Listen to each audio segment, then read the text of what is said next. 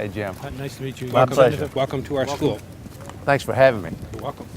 Thanks for coming. No, I'm glad to be here. And the kids are going to tell you a little bit about what projects they are specifically doing. Terrific, terrific. Where do I sit, in here? Hey, guys. Folks, welcome Senator Edwards. Good to see you. Now, don't pay attention to these cameras. This is normal, right? Whatever you're interested in talking about, I'd be happy to talk about. But I also want to hear from you. I don't want to just do all the talking. So I'd love to hear what projects you're working on, what you're interested in. I'm working on how to start a successful business and the rules and regulations that are involved.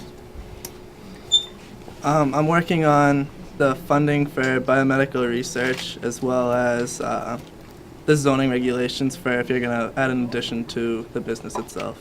Every student, every Winnacunnet senior has to take this course, and those are a pretty good range of kinds of topics that they have to do, and they have to produce a portfolio similar to those over there.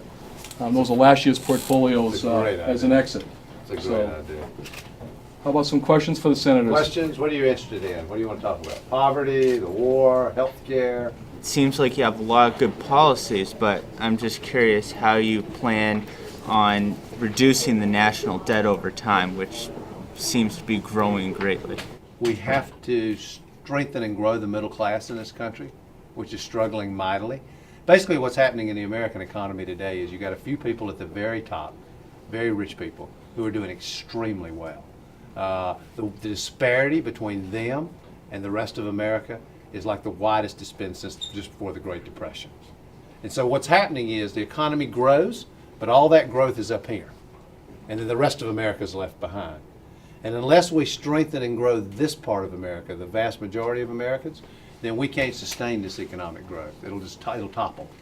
So we got a lot of things we need to do. I think we ought to have universal health care so that everybody has health care coverage. I think we ought to make it easier to go to college. I talked about that just a few minutes ago. We got to find a bunch of different tools that strengthen and grow the middle class. That will grow the economy. Growing the economy drives the deficit down. I was just wondering what your plan was to get American troops out of Iraq without having Iraq crumble because of instability. Well, the first thing to recognize is there aren't good choices in Iraq. Well, that's been obvious. It is obvious, but sometimes people don't say it. And instead what they say is, if we do this, we'll be successful in Iraq. Nobody knows that. That's not honest. I think the honest truth is we have to make the hardest, most effective choice that we can make. What I think is we take 40 to 50,000 troops out of the north and the south. We continue to bring combat troops out, but we don't bring them all out at once. We bring them out over a period of 9 months, maybe up to a year. And in the meantime, we're working with the Iraqis to help them get ready for what's coming. And the fundamental problem in Iraq is the Shia and the Sunni are in a huge political conflict. Unless they reach some resolution to that, American troops can't continue to prop them up, and nothing will stop the violence. Do you think we'll be able to stop that? I don't know. The honest answer is I don't know, because they've had 4 years to do something and haven't done a thing yet. They've made no serious effort to reach any compromise.